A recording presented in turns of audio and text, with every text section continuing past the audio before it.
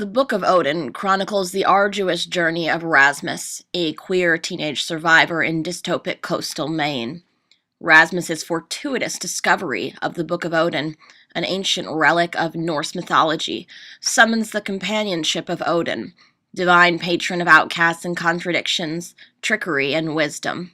As we follow Rasmus through shamanistic glimpses of the dead and harrowing adventures of the living, we find ourselves circumnavigating not those simple choices between winning and losing, good and evil, but through the murky traverses of survival and inner being. I wake up early in the morning, usually around 4:30 a.m. Chapter 43. I crept along the edge of the jagged bluff, careful not to trip over the granitic rocks flanking the edge.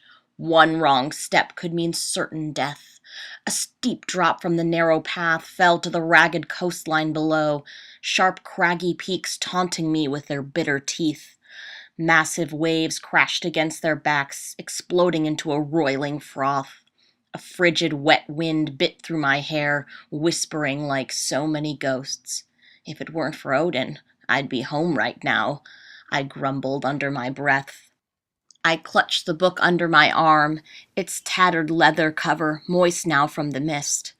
Maine had always been known for its dewy eventides. Ever since the storm, it'd become nearly impassable, with no one left to say so, except for me.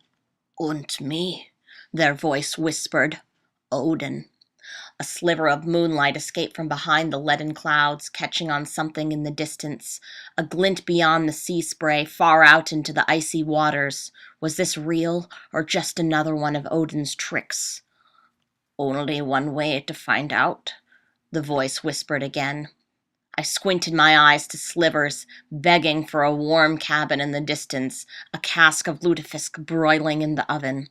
My mouth filled with saliva. I could almost taste the salty fish cut with mustard, could feel the bite of smoke in my eyes as I ravaged massive bites of potatoes dripping in bacon fat.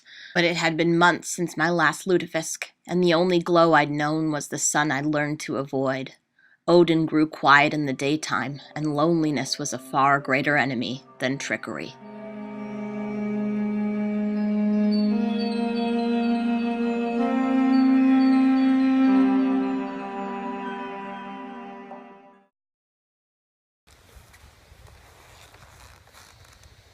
There's a darkness to Scandinavian mythology whose equivalent cannot be found in American literature. We've already seen our comings of vampires, werewolves, zombies, and I felt that there was something about the story of Odin, the transgender god of shamanism, magic, thievery, and warriors, that would speak to children in a way they have not yet been spoken to.